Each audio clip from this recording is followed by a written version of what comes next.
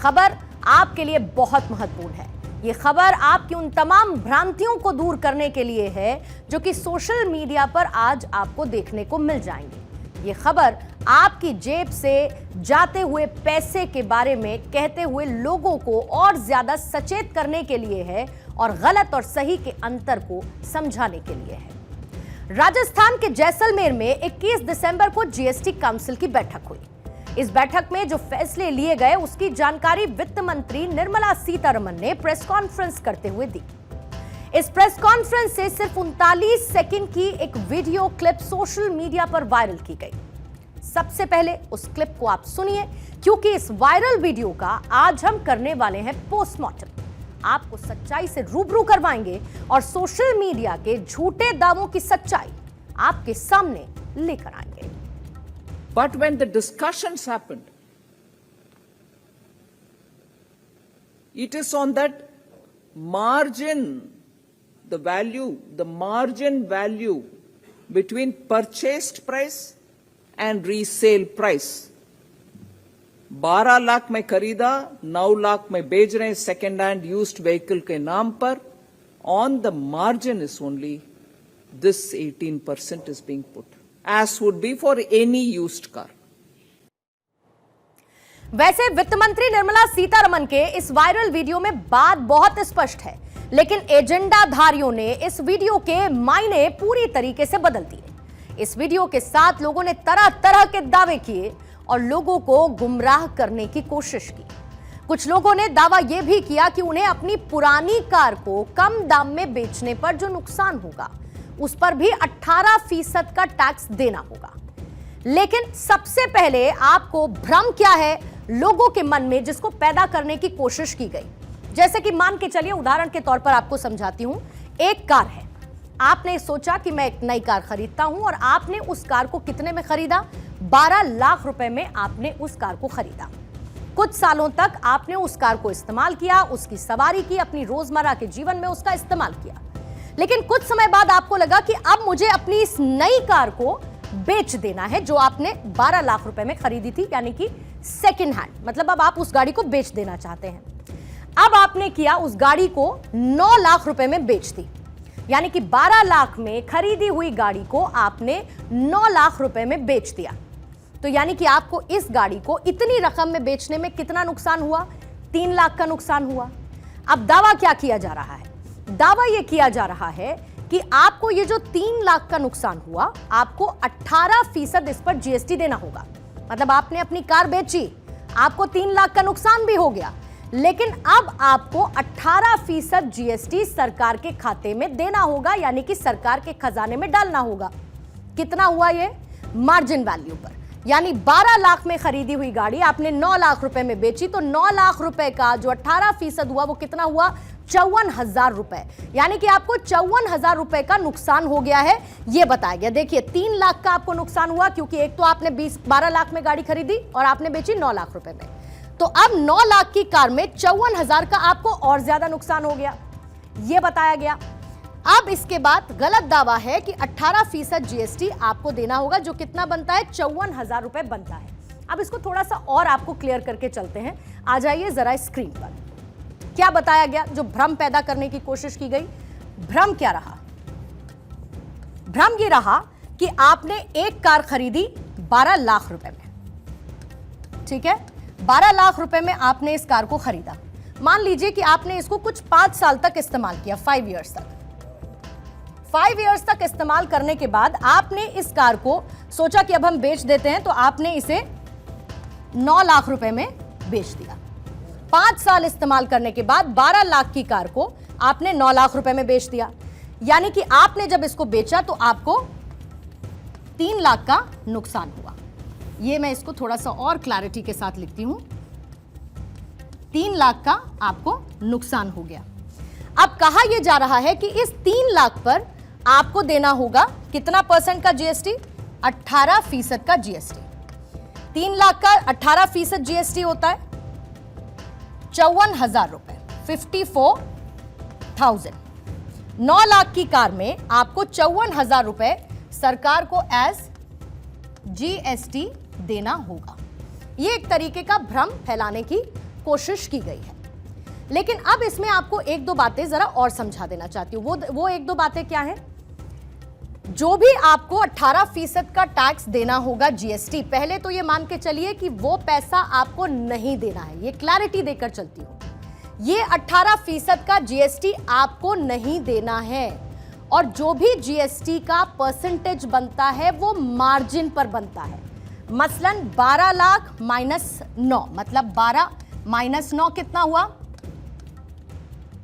3, ठीक है? यानी कि 3 लाख पर जीएसटी जाएगा। लेकिन ये जीएसटी आपको नहीं देना है। इसमें एक और क्लैरिटी है जिसको आपके सामने रखना जरूरी है। मान के चलिए कि आपने ये 12 लाख की गाड़ी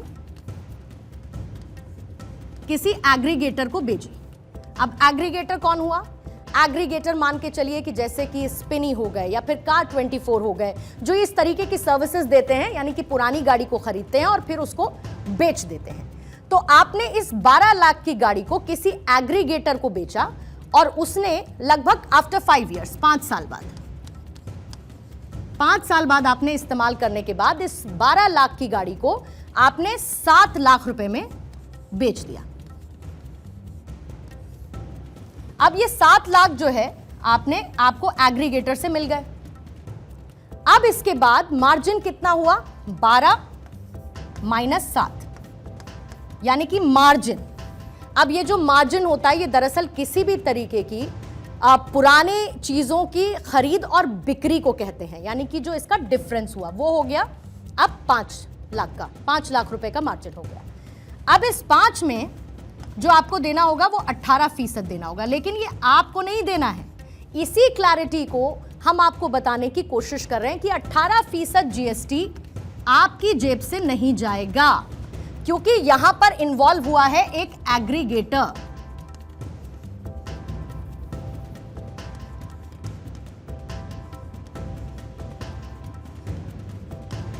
एग्रीगेटर इसमें एक मिड पार्टी है।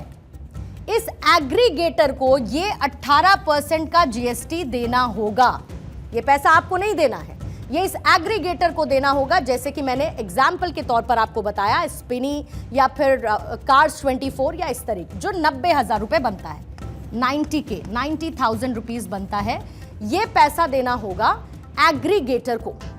अब इसमें क्या कहा गया, इसको थोड़ी देर बाद आपको और क्लैरिटी के साथ समझाएंगे, क्योंकि इसमें उन्होंने ये कहा है कि जो नई ईवी गाड़ियां हैं उनको खरीदने पर 5% का जीएसटी देना होगा, क्योंकि सरकार इलेक्ट्रिक व्हीकल्स को बढ़ावा देना चाहती है।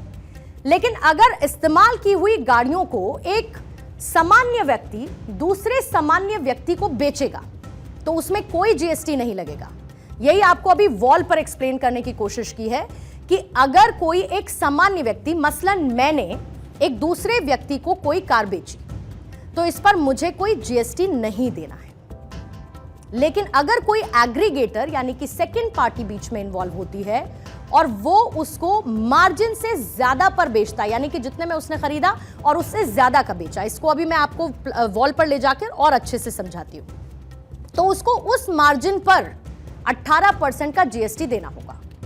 अब इसी बीच बात आई खरीदने वाले दाम और दोबारा से बेचने वाले दाम के मार्जिन पर लगने वाले जीएसटी की, और इस पर वित्त मंत्री निर्मला सीतारमण ने एग्जाम्पल देकर पूरी तरीके से इसको समझाने की कोशिश की, जिसको सोशल मीडिया ने शेयर कर लोगों को गुमराह किया है। इसमें एक बात तो साफ थी कि जो पुरानी ईवी गाड़ी बेचेंगे तो फिर जीएसटी नहीं देना होगा, लेकिन सवाल यह है कि क्या पुरानी गाड़ी बेचने के बाद जो घाटा हुआ उस पर 18% टैक्स देना होगा। और इसकी पड़ताल जब की गई तो यह पता लगा, यह सच्चाई सामने आई कि ऐसा नहीं है। इसमें सिर्फ एग्रीगेटर को पे करना होगा मार्जिन वैल्यू पर। अब यह बात तो सच है कि जो पुरानी गाड़ियों की बिक्री है उस पर जीएसटी दर 12% से बढ़ाकर कितनी कर दी गई है? 18% कर दी गई है। अब यह जीएसटी केवल खरीद और बेचने के मार्जिन पर लागू होगा। अब जो इसमें नॉन रजिस्टर्ड पर्सन हैं उनके केस में यह लागू नहीं होगा। वो नॉन रजिस्टर्ड आप भी हो सकते हैं, मैं भी हो सकती हूँ। अब इसको थोड़ा सा और ईज आउट करके आपको समझाने की कोशिश करते हैं कि कौन से मार्जिन की बात इस वक्त की जा रही है जिस पर सरकार जीएसटी वसूलने की बात करती है। पहले आपको इसको वॉल पर समझिए जरा, इसको क्लैरिटी के साथ। जैसे मेरे राइट हैंड साइड पर आप देख रहे हैं कि एक कार है, 12 लाख की आपने एक कार खरीदी। अब इस 12 लाख को बाद में आपने एक डीलर को यानी कि एग्रीगेटर को, जिसका मैंने जिक्र किया, आपने उस डीलर को 9 लाख रुपए में बेच दी, तो क्या होगा? आपको कितना जीएसटी देना होगा? 0% का जीएसटी। आपको कोई जीएसटी नहीं देना है क्योंकि आपने ये कार डीलर को बेची है, आपको जीएसटी नहीं देना है। अब इसमें दूसरा सिनारियो क्या है?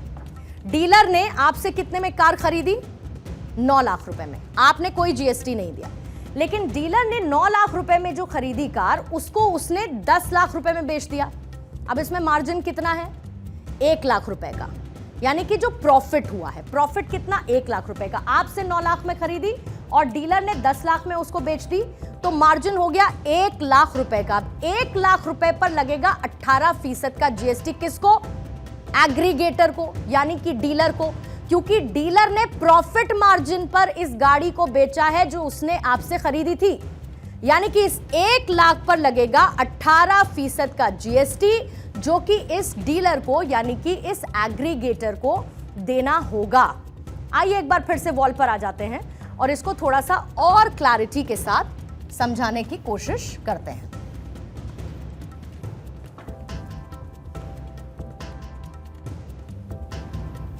चलिए एक बार फिर से आ जाते हैं इस पर। क्या होगा? जैसे कि 18% जीएसटी, 12 लाख की आपने गाड़ी खरीदी, अब आपने इसको बाद में डीलर को बेच दिया। डीलर को आपने इसे 9 लाख में बेचा। अब इसमें बीच में ये एक पार्टी इन्वॉल्व हो गई है। 12 लाख की आपने 9 लाख को बेची। अब ये जो डीलर है, ये किसी थर्ड पार्टी को, जिस तीसरे को भी वो बेचता है, थर्ड पार्टी को इसने ये गाड़ी डीलर ने 10 लाख रुपए में बेच दी। अब इसमें यहां पर एक और पार्टी इन्वॉल्व हो गई, थर्ड पार्टी, जिसको इसने 10 लाख रुपए में बेची। अब 9 लाख की गाड़ी खरीदने पर 10 लाख में बेची, तो डिफरेंस कितना हो गया? 1 लाख रुपए का। और यही 1 लाख वो मार्जिन वैल्यू है, मार्जिन वैल्यू, जिस पर इस डीलर को 18% का जीएसटी देना होगा। यानी कि आपको कुछ नहीं देना है इसमें। डीलर को, वो भी अगर वो उसको प्रॉफिट में बेचता है, उस मार्जिन वैल्यू पर 18% का जीएसटी देना होगा। ये बहुत सिंपल सा कैलकुलेशन है। अब इसी बात को एक सोशल मीडिया यूजर ने भी समझाने की कोशिश की है। क्या है, जरा एक बार इसको आप थोड़ा सा समझिए। और 3 लाख के लॉस पे भी 18% जीएसटी। भाई और कितने इलॉजिकल टैक्सेस लगाने वाली है गवर्नमेंट, मुझे पता नहीं है। अगर तुम लोग भी ऐसे ही सोच रहे हो ना, तो बहुत गलत सोच रहे हो। ये वीडियो पूरा देखना। See what the FM was trying to explain is something called as a margin scheme. अब ये स्कीम सेकंड हैंड गुड्स के लिए होती है और इस स्कीम के अंडर जीएसटी सिर्फ मार्जिन पे लगता है। एग्जाम्पल, एक डीलर है, वो एक कार 5 लाख में खरीदता है और 6 लाख में बेच देता है, तो जीएसटी लगेगा सिर्फ 1 लाख के प्रॉफिट मार्जिन पे, ना कि 6 लाख के सेल प्राइस पे। पर अगर डीलर ने 12 लाख में खरीदा और 9 लाख में बेचा तो क्या होगा? तो नो जीएसटी इज पेएबल। क्यों? क्योंकि यहाँ मार्जिन ही नेगेटिव है। जीएसटी काउंसिल की इस बुकलेट में क्लियरली लिखा हुआ है कि where the value of supply is negative it shall be ignored. Sir, dealer का छोड़ो, ये बताओ कि अगर मैंने कार बेची तो मुझे कुछ देना पड़ेगा? अगर तुम एक अनरजिस्टर्ड इंडिविजुअल हो तो कोई जीएसटी एप्लीकेबल नहीं होगा। इसमें एक और बात आपको समझनी होगी। दरअसल इसमें सरकार का मोटिव कुछ इस तरीके का नजर आता है, क्योंकि जो पुरानी सेकंड हैंड कार्स का बिजनेस है उसको थोड़ा सा लो डाउन किया जाए। क्योंकि वजह यह है, क्योंकि नई कार खरीदने पर आप जो है बैंक से लोन भी लेंगे। आप जब नई कार खरीदेंगे तो नई कारों की बिक्री भी बढ़ेगी, और जो पुरानी कारें हैं अब आप उनको कम बेचेंगे। आप सोचेंगे कि अगर इतना पैसा, जो डीलर है वो सोचेगा कि अगर इतना पैसा मुझे सरकार को देना ही है तो इससे बेहतर नई कारों में डील किया जाए, वो ज्यादा बेहतर है। यानी कि पुरानी सेकेंड हैंड कारों का बाजार जो है वो अगले 10 साल में $100 अरब यानी कि 8.25 करोड़ के आंकड़े को छू सकता है। भारत में पुरानी कारों का बाजार 15% की दर से बढ़ने का भी अनुमान है, और इसी बाजार को देखते हुए सरकार ने 18% जीएसटी लगाने का फैसला किया। इसीलिए सारे कंफ्यूजन को करिए आप क्लियर, और सोशल मीडिया पर चल रही तमाम अफवाहों और भ्रामक जानकारियों से करिए खुद को दूर और ये मान के चलिए कि आपकी जेब से 18% का वो जीएसटी नहीं देना है, बल्कि वो उस डीलर को, उस एग्रीगेटर को देना होगा जो उस कार को किसी तीसरे व्यक्ति को बेचेगा।